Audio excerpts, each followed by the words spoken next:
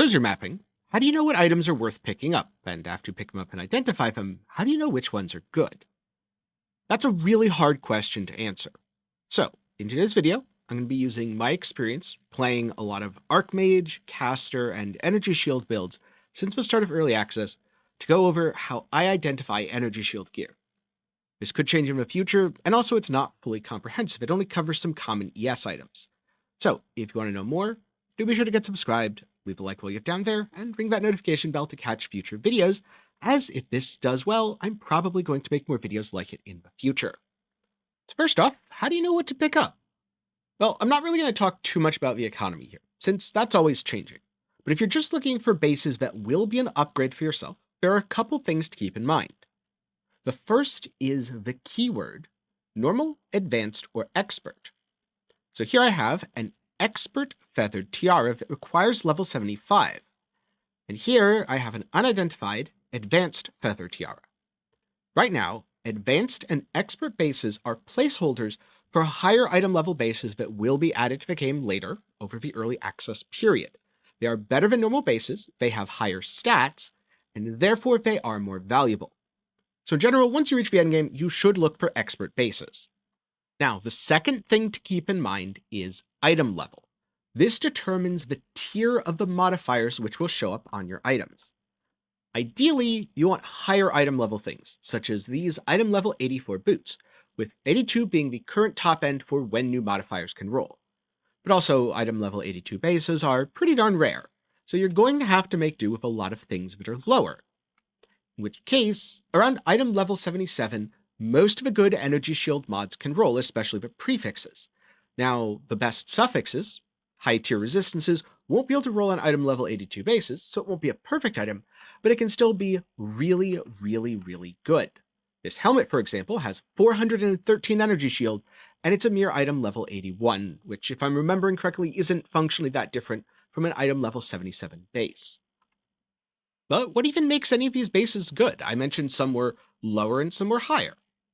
Well, the Expert Feathered Tiara is the best energy shield base available. It requires level 75, which kind of tips you off that this is probably the best, as it has the highest level requirement, and it has the most base energy shield. For items that you're using, due to their inherent defenses, armor, evasion, and energy shield, higher tier bases are better. The exception would be when the base has some sort of implicit property that sets it apart.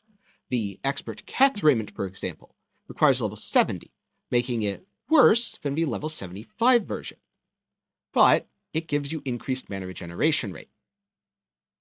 Also, the Expert Altar Robe, the level 75, gives you faster start of energy shield recharge, but if you're playing a build that doesn't need that, the highest base ES is actually on an Expert Hexer's Robe, which is a little confusing because it flies in the face of the normal rule of thumb that higher is better. So in short, what should you look for? 65 plus, go with whatever has the highest base energy shield, if there's no special implicit, or look for something that has a special implicit that either benefits your build or benefits builds in the meta. A lot of ES builds benefit from faster start of recharge, so Expert Altar Robes are valuable. A lot of ES builds also use mana. I am an Archmage build. Therefore, Expert Keth Raiment is also well worth considering. On the other hand, the Pain Fist, these Expert Somber Gloves, require level 65 and they have much lower base ES than Expert Intricate Gloves, meaning they're not going to be nearly as valuable. If it rolls really well, it could still be worth picking up and selling, especially in the early game. But late game, you're going to want something like Expert Intricate Gloves, or at the very least, Expert Jewel Gloves, the 70 and 75 bases respectively. So now let's go into a little bit more of a stat breakdown for all the different items, and I'll give some of my thoughts on why a certain slot is good. First up, one really easy way to tell if it's good is if it has really high energy shield.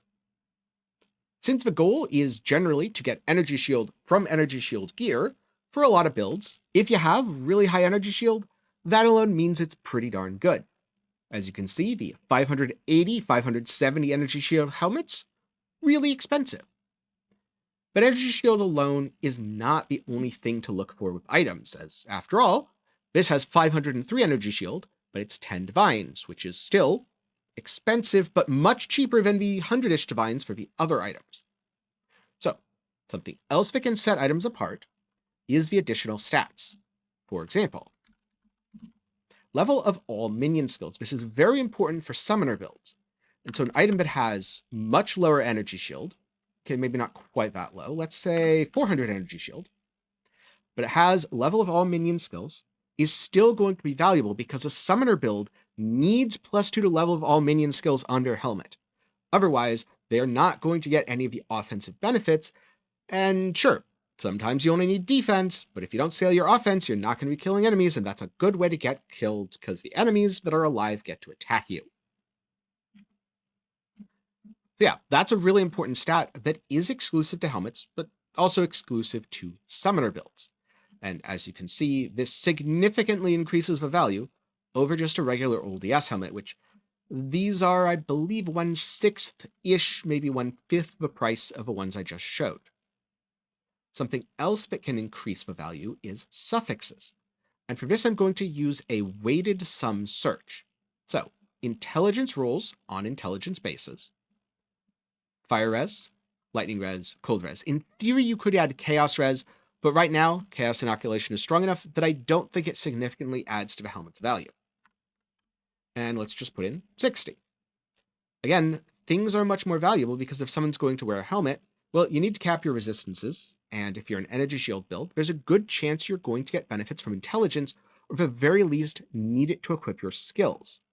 So, you're probably going to want all these suffixes.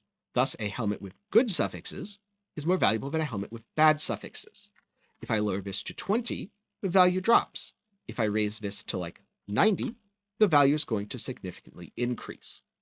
There are also some suffixes that I would call wildcards. So, for example, increased critical hit chance doesn't do all that much for your helmet's value by itself. It does a little bit, but not that much. Whereas if you combine increased critical hit chance with other good suffixes, all of a sudden, you get a significantly more valuable item. And also, if you're wondering, why did I pick 400 here? It's because right now when I'm recording this video, it is fairly late into the first kind of economy refresh of the early access period. There's a lot of items on the market, and I needed a number high enough to filter to the point where you can actually tell the difference. If you're talking about very early into a reset, that number is going to be significantly lower, maybe even as low as 200 energy shield. But anyway, another interesting stat that can vastly increase the value of an item, but is not in and of itself that valuable, is rarity. Again, a slight increase, but not nearly as dramatic of an increase as if you pair rarity with other affixes. You can kind of think of things like crit and rarity as luxury stats. On a good item, someone will absolutely pay more because this is what makes it a great item. But it's not going to be trash that you pick up off the floor and say, oh, that's worth using just because it has rarity. Now, there are also a lot of builds that scale off of more than just pure energy shield. You might be a life energy shield hybrid build, for example, not using chaos inoculation. In this case, the life is actually relevant, and it raises the value over the base price. Life energy shield hybrid for non-chaos inoculation builds is also where you get into something like, oh hey, chaos res should be included in your weighted sum, because all of a sudden, that's something that could get used. And here we go. As you can see, none of the cheapest helmets have chaos res on them, implying it's a stat that players who are buying these helmets do in fact value. Now, currently, mana energy shield helmets are significantly more expensive. These are some of the most expensive items that I've shown so far. This one, by the way, goddamn amazing. Absolutely awesome deal. The thing about this is, right now, Archmage is very meta. A ton of people are playing Archmage builds. Therefore, a ton of people are using Eldritch Battery to convert their energy shield into mana and scaling mana to gain damage and defenses. If Archmage was not actually as popular, then this would not be nearly as valuable. It'd probably be more like the life version. It's still harder to roll, because if there's any sort of prefix that takes up mana, well, that can't be an energy shield prefix. Or if it's a hybrid mana energy shield prefix, then you have to hit one very specific modifier. But at the same time, what's meta does change from league to league. So next time, maybe crit could be the stat that ends up being really defining rather than mana, even though right now it's a luxury stat. The more you know about the meta and what builds other people are playing, the better you're able to determine your item's value. Now, on the other hand, boots work a little bit differently from helmets, because you want to go fast, and to go fast, you need movement speed on boots. So this is the single most important factor for determining if a pair of boots is worth using. It doesn't mean other factors like energy shield and suffixes don't exist. It just means if you have good energy shield and good suffixes but no movement speed, very few people are going to use your boots. To demonstrate this, let's turn movement speed off, turn the suffixes on, set this to 350, 2 to 3 divines. So remember that, 2 to 3 divines. Now I'm going to turn on movement speed, but lower the energy shield back down to 200. Actually, 200 is maybe a little bit low. Let's go with 250, so 100 less energy shield. Already, 3 to 4 divines. These boots are about twice as expensive as the others, with 100 less energy shield. That is how valuable having movement speed on your boots is. Early on in a league, even 20% is really good. Late in a league, you want 30 or ideally 35%. But 35% movement speed requires item level 82, which means there are very, very, very few boots, or even boot bases, that have the potential to roll this. In terms of overall value, many of the other rules stay the same. If you're looking for pure energy shield, then something like 250 to 300 is a really good metric to go for. If you're looking at suffixes, I really like 60% as a starting point. It means the item has a couple of solid rolls, but it's not necessarily the most expensive thing in the world. Obviously, how much ES and how many suffixes you have depends on your budget. These are more expensive, so if you're on a smaller budget, maybe you go for like 40%. As you can see, these are much more affordable items. Alternatively, if you really need suffixes, but you don't need as much energy shield, you could do something like this, and again, you get a lot of really affordable items with good suffixes, but the energy shield is a little bit more mediocre. Now, the luxury stats are a little bit different. There is no critical hit chance. Rarity, absolutely still a luxury stat. You can just put that in here. But as you can see, things get very expensive very quickly on boots, because remember, you're using one prefix for movement speed, and this kind of determines if the item is viable or not. That also means if you're looking for hybrid gear, getting hybrid life or hybrid mana with much lower ES is a good way to save a bit of money. Just be careful, because if you put in even 200 ES, these are exorbitant. Let's go back down to that 100 ES. And as you can see, now you're saving money with the way that Eldritch Battery and Archmage works. You can kind of just add these numbers together. So this is 113 energy shield plus about 160 mana, which I'm going to do just a little bit of rounding here. Say this is 160, 110. So that's about 270. 270 combined energy shield and mana, which is a lot more affordable than even 200 energy shield with the same stats and a smaller amount of mana. Now, you can also do the same for life, except no results came up. This is because I made a mistake. 150 to maximum life can absolutely roll on helmets. It cannot roll on boots. So the minute I lower this to something below 149, which is the maximum possible that can actually roll on boots, here you go. In general, higher tier affixes are more valuable, but since the tiers are all slightly different between items, don't think of things as, oh, all ES gear must have 200 plus ES. 200 ES on boots is very good. 200 ES on a helmet is pretty mediocre, and that item isn't going to be worth much unless it has other interesting stats. Just like how 150 life is solid on a helmet, and 150 life is impossible on boots. This is both because boots don't have hybrid ES mods, so it can't roll ES plus life, and also because it caps at 149 for tier 9. Okay, what about chess pieces? Well, for one, on chess pieces, it is really, really easy to roll energy shield. Like, look at this, 1,102 at the top end. So, you're going to be getting a lot of chess pieces with very high energy shield. Also, chess pieces cannot roll mana. So even if you're an Archmage build, you're going to be using a pure ES chest, or maybe something like Energy Shield Spirit. They can, however, roll life, so if you're a hybrid build, maybe pick up a life and energy shield, which again, if it has no suffixes, is very cheap. And even early in a league, it's probably going to be pretty cheap relative to boots or gloves as a way to get a big amount of flat energy shield. That said, early on, you're probably going to be searching for 400 to 600, and later on, you're going to be searching for 600 to 800, again, depending on your budgets. But much like with helmets and boots, there are other stats you need to consider. For example, suffixes. And as you can see, suffixes are reasonably affordable, at least with 600 ES. Let's raise that to 800 though. So now things are getting a little bit more expensive. An 800 ES chest with good suffixes requires a more significant investment. Because the mod pool is much more limited for chest pieces though, they do tend to roll really, really well. Like even here, we're looking at much lower prices than many of the other items I've talked about so far, just because it is so easy to roll chest pieces. Like the prefixes they roll are energy shield, which is good, life, which is good, and then very occasionally fizz thorns, which is a junk mod that should not exist. I don't know, maybe someday in the future that's going to be a really good mod, but for now it's absolute trash. This is what happens when you want higher end chest pieces. It's mostly a combination of really good suffixes and really good prefixes. Another thing that can vastly increase the price of your chest, though, is spirit. A lot of people want spirit on their chest piece to run more auras.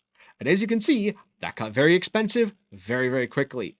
So if you have a chest piece with high energy shield, good suffixes, and spirit, that's going to be the money chest. If you have a chest piece with high ES and good spirit, that is still going to be the money chest. It doesn't even need suffixes. Realistically, you're probably going to have something more like this. This is fairly affordable, fairly easy to roll if you're crafting for yourself. Not perfect. Also, not super, super cheap. Obviously, you'd want to go for something like 5-ish hundred, maybe 50, 40 here on the weighted sum. One thing to do whenever you are either looking for upgrades for your build or just pricing items to sell, if you're not getting many results, tweak the filters a little bit. See what an item that is slightly worse actually sells for. And if you're looking for an upgrade, this is actually a pretty darn solid option. Now last up in terms of energy shield gear, you have gloves. No, I'm not going to count a focus. A focus is half offensive caster weapon and half defensive item. So you need to worry about both offensive and defensive stats, some of which are highly build specific. So that seems a little out of scope for this video. That said, if this video does well, I might make a video in the future where I talk about offensive caster stuff, such as what weapon, such as what focus, such as if you want to use a staff. So if you want to see that, share this with a friend, leave a like, all that YouTube stuff. What about gloves? Well, the reason that I have not talked about gloves yet is because they function very similarly to helmets, boots, and chest pieces. Except for the fact that they don't have any special luxury mods. Like, rarity's still good. Rarity is always going to be a good thing when it can roll, i.e. helmet, gloves, boots. It can't roll on chest pieces. Intelligence, always good when it can roll. Gloves can even roll dexterity in addition to intelligence. But it's got no special thing like spirit or minion modifiers, or even movement speed that vastly control the value. So for gloves, you want high ES if you're a life hybrid build, high ES and good life. If you're a mana hybrid build, high ES and good mana, and then just look for good suffixes that are useful for your build. In the future, there may also be some options for attack builds to use gloves, in which case the damage to attacks would be very relevant. Unfortunately, right now, Hand of Wisdom in action, a unique item, completely eclipses that, so it's not really worth talking about. Now, before I wrap up, I wanted to leave you with one little tip that can help you get significantly better items. So just looking at this list, there are 1,251 possible chest pieces that have at least 50 on the weighted sum here, give 500 energy shield, and give at least 50 spear. You could spend a lot of time scrolling through pages and pages to find the best. But there is one thing that can heavily influence an item's energy shield.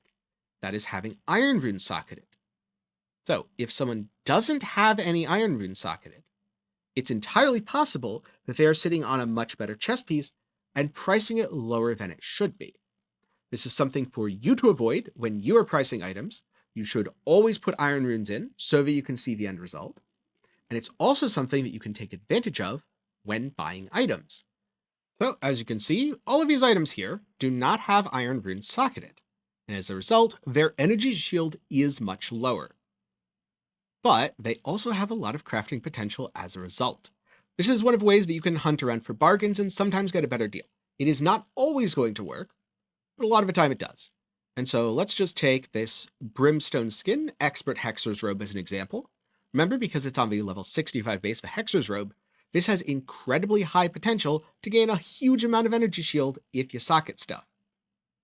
Let's buy it real quick, add some iron runes, and I can show you a practical demonstration of how this turns out. Here we go, the Brimstone Skin, 482 ES, add that quality. Already it's gone to 579. Add 2 sockets, iron rune 628, iron rune 678. This is now a 50 spirit, 678 energy shield, and roughly 60-ish% suffixes. So going back to the trade search here, let's see, let's set this to 60 to match. Let's set this to 650. Turn that off. As a note, whenever you're searching for things missing iron runes, do set corrupted to no because you don't want an item that is corrupted and therefore cannot be socketed. Here we go.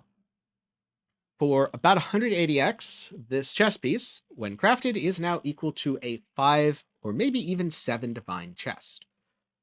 It'll probably sell for that amount too, based on my experience doing similar things in the past. Yes, you can use this method to make some extra money, or you can use it to find yourself a pretty sweet upgrade. With that said, identifying what makes an item valuable is one of the hardest skills to learn in Path of Exile 2. It's something that you build up playing a wide variety of builds and seeing what other characters use. Now, in terms of something like energy shield gear, it is relatively straightforward. But in terms of, say, a caster weapon, you could see items with vastly different stats being equally valuable depending on which builds are in the meta.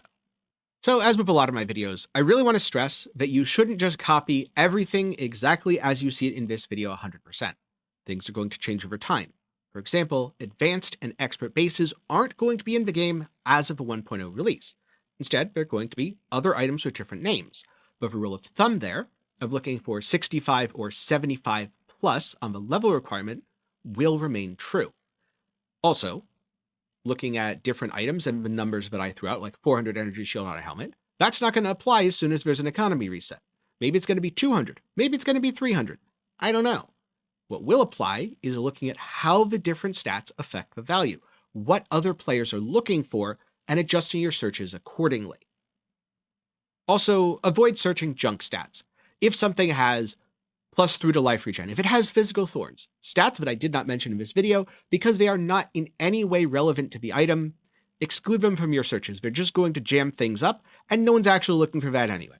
Basically, if you're playing an energy shield build and you wouldn't put the item on based on that stat, odds are someone else won't either. Though I guess there's some nuance there because as someone who's playing a lightning rod or non-crit energy shield build, I would never put something on with crit, but a blood mage would be really happy to do so.